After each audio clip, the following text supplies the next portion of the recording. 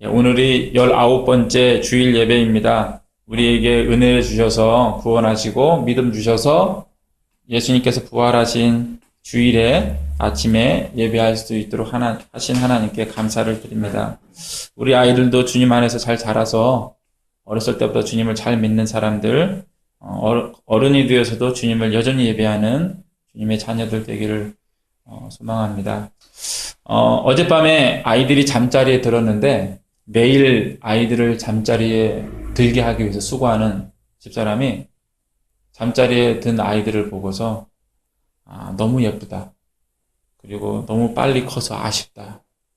는 말을 하더라고요.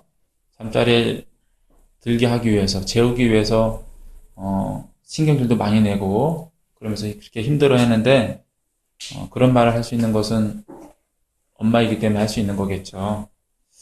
엄마의 마음, 부모의 마음은 정말 이 땅에서 찾을 수 없는 마음이에요. 어느 분이 그런 얘기를 했습니다. 이 세상에서 제일 좋은 게 부모의 마음이라고요.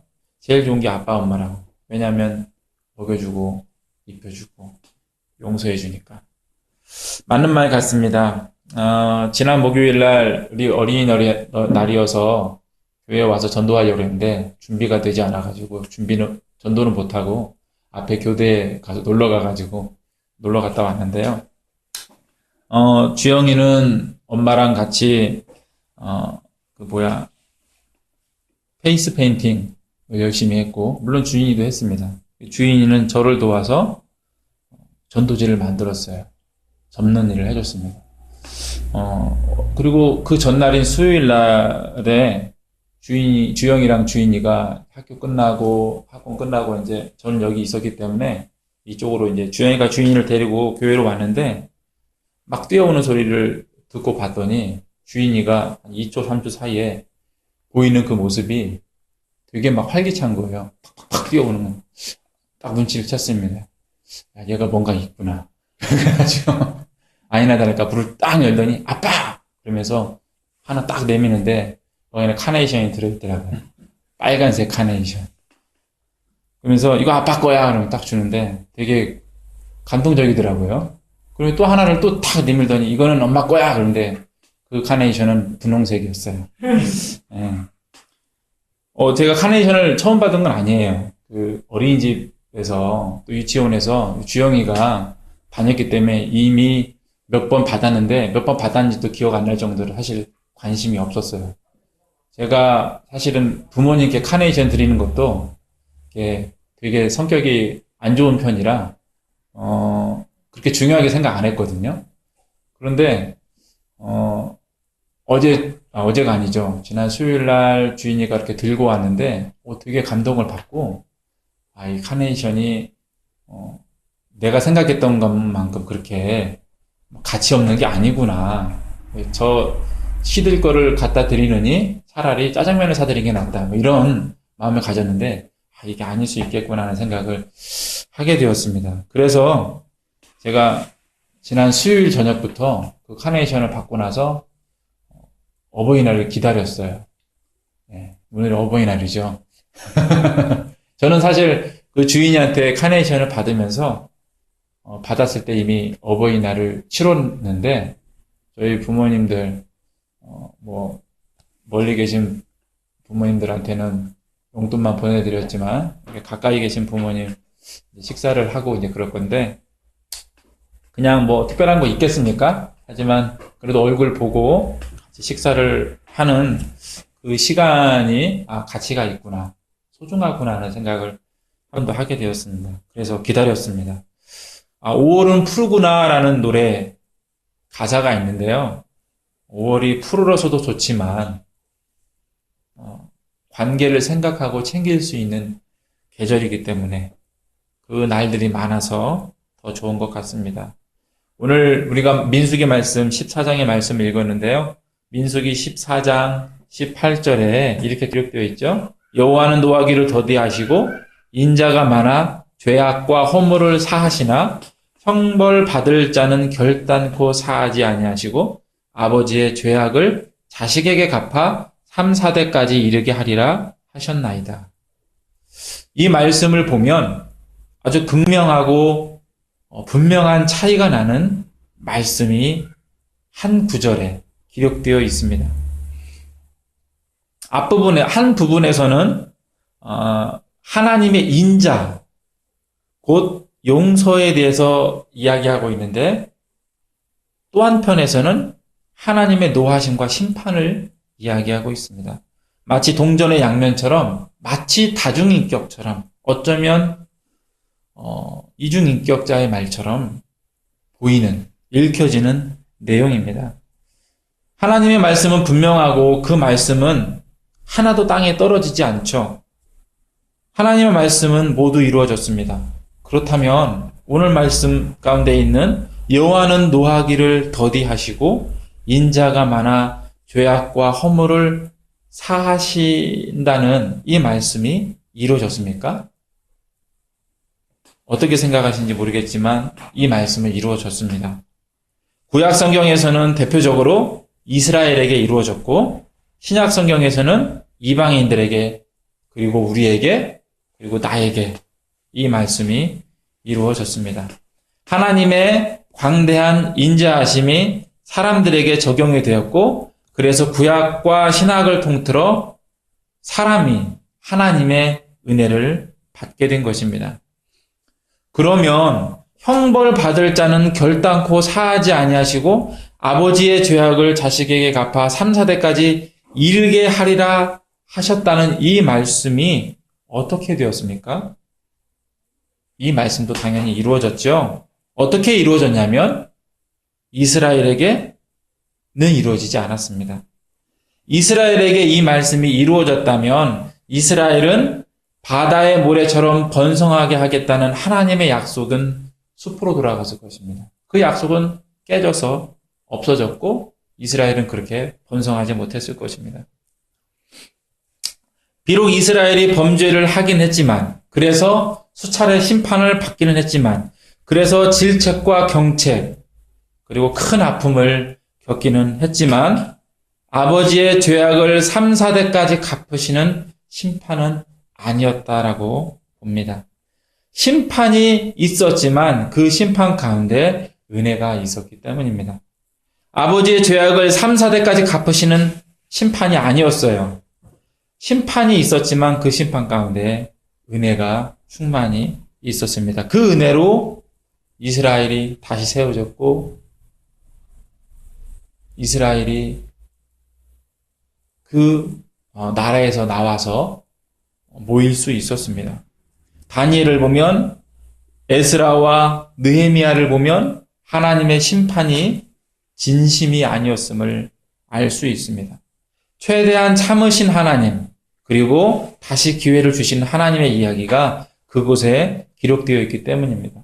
하나님은 요나를 통해서 니느웨에도 복음을, 은혜를 주신 분이십니다. 더욱이 하나님은 이스라엘 백성에게 아비의 죄를 자녀들에게 돌리지 말라는 계명까지 주셨습니다.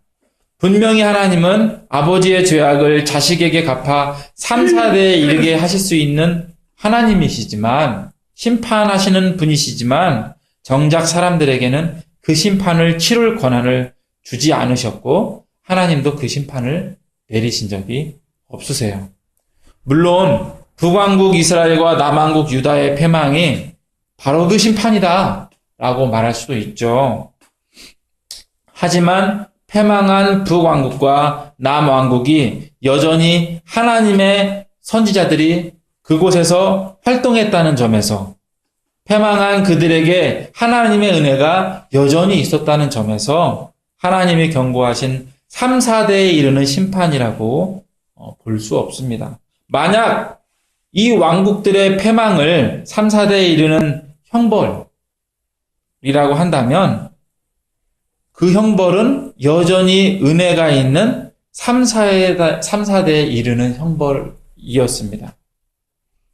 이 심판의 말씀은 사실 예수 그리스도께 이루어졌죠. 우리가 다 아는 바대로입니다. 단 한 번의 완전한 심판이, 단 한 번의 3, 4대에 이르는 심판이 예수 그리스도께 씌워진 것입니다. 이것에 대해서 히브리서 10장 10절에는 이 뜻을 따라 예수 그리스도의 몸을 단번에 들이심으로 말미암아 우리가 거룩함을 얻었노라 하고 기록되어 있습니다. 그리고 이 말씀은 예수 그리스도로 인해서 최종적으로 죄와 사망, 사단에게 이루어졌다라고 우리는 알 수 있습니다. 이로써 예수 안에서 자녀들은 죄와 사망에 대해서 완전한 자유를 얻었고 생명 가운데 거하게 되었고 사단은 완전한 심판을 받게 되었습니다.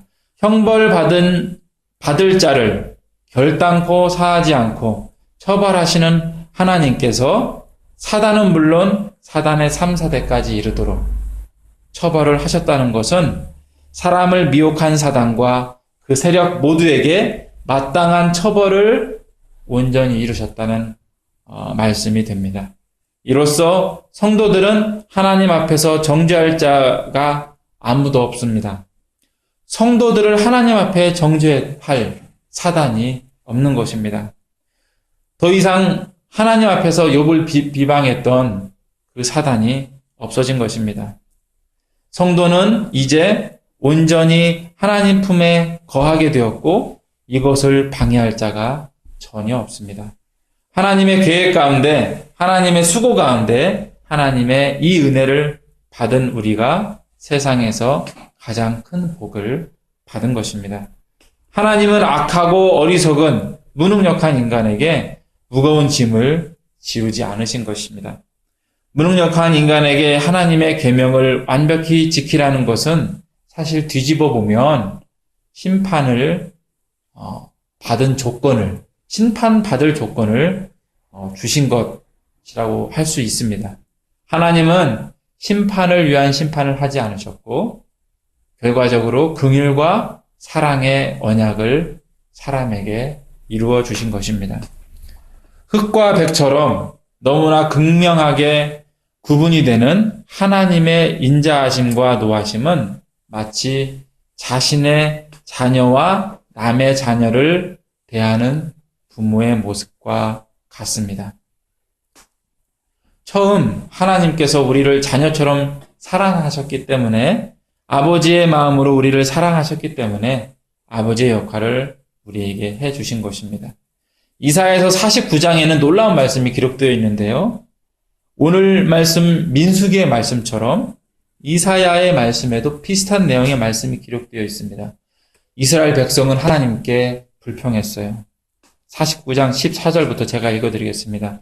오직 시온이 이르기를 여호와께서 나를 버리시며 주께서 나를 잊으셨다 하였거니와 여인이 어찌 그 젖 먹는 자식을 잊겠으며 자기 태에서 난 아들을 긍휼히 여기지 않겠느냐.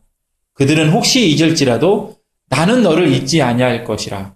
내가 너를 내 손바닥에 새겼고 너의 성벽이 항상 내 앞에 있나니.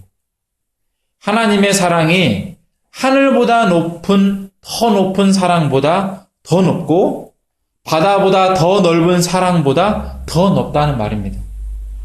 우리는 어머니의 사랑을 표현하기 위해서 하늘과 바다를 사용했지만 하나님은 그 높고 넓은 어머니의 사랑도 하나님의 사랑에 비하면 비교할 수 없다 라고 말씀하신 것입니다. 대제사장의 가슴에 무엇이 박혀 있죠? 그가 입은 흉배라고 했나요? 거기에는 12개의 보석이 박혀 있습니다. 이스라엘의 12 지파를 상징하는 12개의 보석이 대제사장의 가슴에 박혀 있습니다. 이것은 참 대제사장이신 예수 그리스도의 가슴에 이방인이었던 아브라함의 후손들 그리고 가나안에 사는 동안 하나님 앞에 죄인들이었던 이스라엘 12지파가 고정되어 떠나지 않고 있음을 하나님의 인자하심 안에 거하고 있음을 보여주는 모습입니다. 이제 흩어진 초대교회를 통해서 이방인들의 사도가 된 바울을 통해서 너희는 가서 모든 민족을 제자로 삼아라는 예수님의 말씀을 통해서 그리고 오직 성령이 너희에게 임하시면 너희가 권능을 받고 예루살렘과 온 유대와 사마리아와 땅끝까지 이르러 내 증인이 되리라는 말씀을 통해서 삼위일체 하나님의 인자하신 가슴에 전 세계 모든 사람이 박혀 있음을 우리는 알 수 있고 이 사실이 증명되었습니다. 하나님께서 레위의 혈통을 따른 제사장들의 제사로 그들의 죄를 사해 주시고 모세의 간구로 심판의 말씀을 거두셨다면 전능하신 하나님의 우편에 앉아 계신 성자 하나님의 희생과 간구로 인해 우리의 모든 죄가 용서되고 없어졌으면 당연한 일이고 우리가 믿을 일입니다. 그러므로 우리를 구원하신 삼위일체 하나님은 우리의 참 어버이이심을 우리가 믿습니다. 구약시대에는 쉬쉬하면서 가려졌던 사실이었어요. 하나님께서 사람의 부모가 되신다는 사실입니다. 예수 그리스도로 인해서 이제 만천하에 공포되었고 알려졌습니다. 사랑의 하나님, 자비의 하나님, 인자하신 하나님, 그래서 탕자를 용서하시고 기다리시고 받아주시고 기뻐하시고 잔치를 벌이신 하나님의 품에 우리가 지금 있습니다. 참 아버지시요 참 어머니이신 하나님께서 우리를 평안케 하셨고 안전케 하셨고 거듭나게 하셨습니다. 이 하나님을 우리가 전하고 이 아버지를 우리가 기뻐하고 자랑해야 되겠죠? 우리가 그렇게 살아야 합니다. 요즘 뉴스에 세월호 사건과 가습기 세정제 사건이 오르내리고 있는데 그 피해자들이 이전보다는 좀 더 힘을 얻고 있는 것 같습니다. 부모가 되어보니 그 사건에 그 피해자들의 마음을 더 이해할 수 있게 되는 것 같아요. 특별히 자녀를 가졌기 때문에 그 가정에 대한 마음이 더 크게 다가오고 행복한 가정, 또 파괴된 가정에 대한 이해가 더 잘 되고 더 잘 느껴지는 것 같습니다. 다행스럽게도 가려질 것만 같았던, 묻혀질 것만 같았던 그 가족들의 고통과 인내가 이 세상에 그 진상이 드러나고 사람들의 주목을 받고 있어서 그래서 그 피해자들이 더 힘을 받고 있습니다. 억울함이 최대한 해소되도록 결말이 나야겠고 이 일을 위해서 우리가 함께 기도해야 될 필요가 있습니다. 더군다나 그들 가운데에 그리스도인들이 있습니다. 때문에 우리가 더욱 그들의 고통에 참여하고 관심을 갖고 하나님의 위로와 세워주심이 그 은혜가 그들 모두에게 임하도록 같이 구하고 기도해야겠습니다. 같이 기도하심으로 예배를 마치겠습니다.